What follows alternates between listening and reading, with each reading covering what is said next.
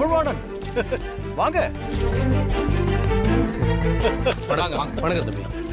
வாங்க வாங்க. எப்படி இருக்கீங்க? உட்காருங்க. வணக்கம்மா. வணக்கம்.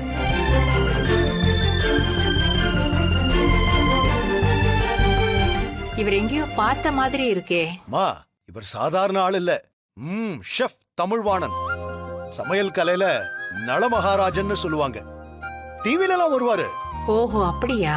சார் என்ன சார் நீங்க? நான் சாதாரண ஆள் தான்.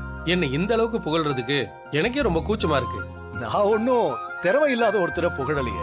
அப்படி பார்த்தா என்னோட வளர்ச்சிக்கு முக்கிய காரணமே நீங்க தானே சார். ஐயோ, என்ன போன் கூட பண்ணாம திடீர்னு வந்திருக்கீங்க? என்ன விஷயம்?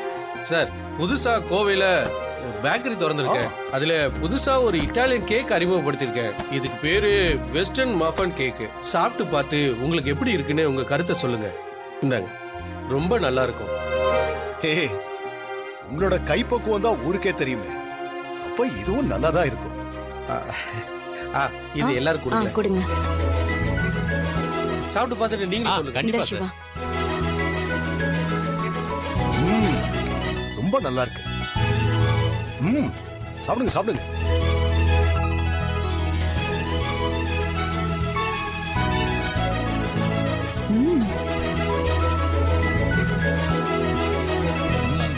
நல்லா இருக்கும் மச்சான். நல்லா இருக்கு. வணக்கம்மா.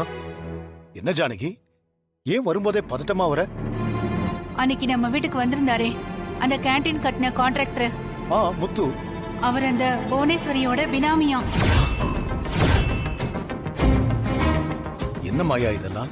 பெரியப்பா, அந்த முத்து இங்க வந்தாருல்ல, அப்ப அவரு பெரியம்மாவுக்கு ஒரு டைரி கொடுத்தாருல்ல, அதே டைரிய பதவி ஏற்பு விழாவுல புவன வச்சிருந்தத நான் பார்த்தேன். அப்பதான் அந்த ஆள் மேல எனக்கு சந்தேகம் வந்துச்சு. அதுக்கப்புறம் மாமாவையும் சித்தப்பாவையும் அவரை ஃபாலோ பண்ணிட்டு போ சொன்னேன். அப்படி போனப்ப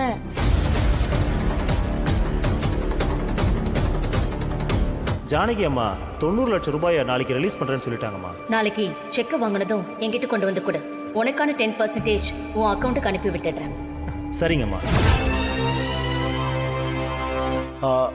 இத நான் இப்படி கவனிக்காம விட்டேன். ஏங்க வேண்டாங்க, எனக்கு இந்த பதவி வேண்டாம். எனக்கு இதெல்லாம் சரிப்பட்டு வராதுங்க. ஜானகி, என்ன இப்படி எல்லாம் பேசுற?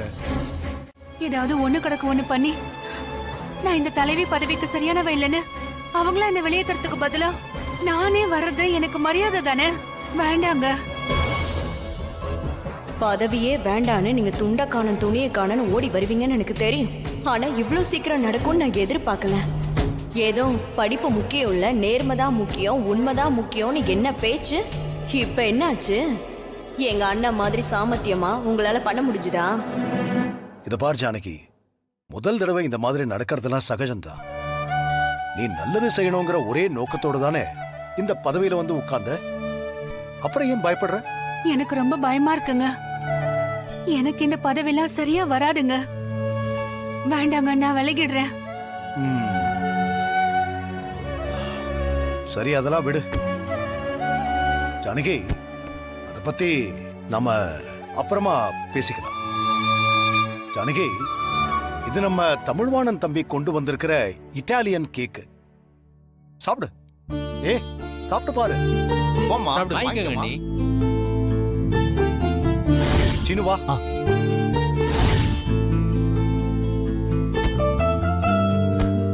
சாப்பிடுங்க.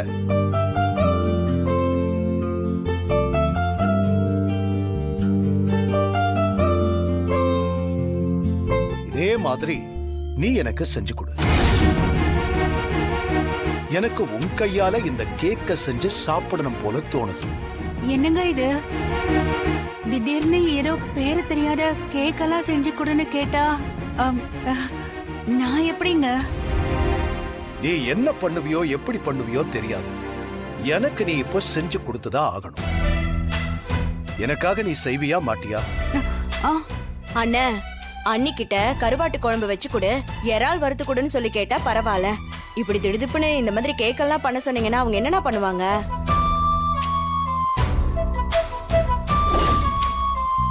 ஜானகி, எனக்கு இந்த கேக்க உன் கையால செஞ்சு சாப்பிடணும்னு ஆசையா இருக்கு.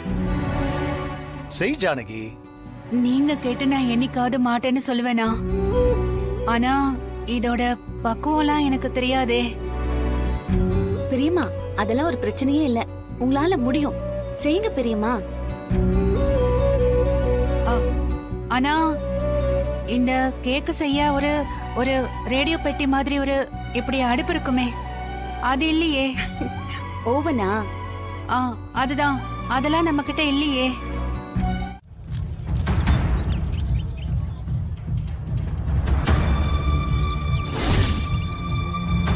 அப்பாடி, ஒரு வழியா ஜானகி கிட்ட இருந்து பேமெண்ட்டை வாங்கிட்டேன். இன்ஜினியர் சார், ரொம்ப ரொம்ப நன்றி. உங்களுக்கான பணம் உங்களை தேடி வந்து சேரும். நீங்க கிளம்புங்க. சரிங்க மேடம். அம்மா, கேண்டீன் கட்டட திறப்பு விழா அன்னைக்கு அந்த கட்டடமே இடிஞ்சு விழுன்னு சொன்னீங்களேம்மா? ஆமா, இடிஞ்சு விழும். புருஷன் முட்டாட்டி 2 பேரும் லஞ்சம் வாங்கினதுனால என்னால கட்டடத்தை தரமா கட்ட முடியலன்னு நீதான் அவங்களுக்கு எதிரா வாக்குமூலம் கொடுக்கணும். சரிங்கம்மா. ஜானகி, ரகுராம் 2 பேரும் ஜெயிலுக்கு போறத யாராலையும் தடுக்க முடியாது.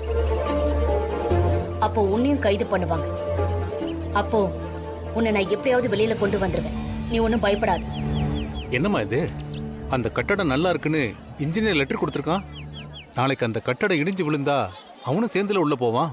நாம கொடுத்த காசுக்கு தானே அவன் கையெழுத்து போட்டான். கையெழுத்து போட்டதுனால வர பிரச்சனை அவன் தான் பாத்துக்கணும். எனக்கு ஜானகியும் ரகுராமும் ஜெயிலுக்கு போகணும், அவ்வளவுதான்.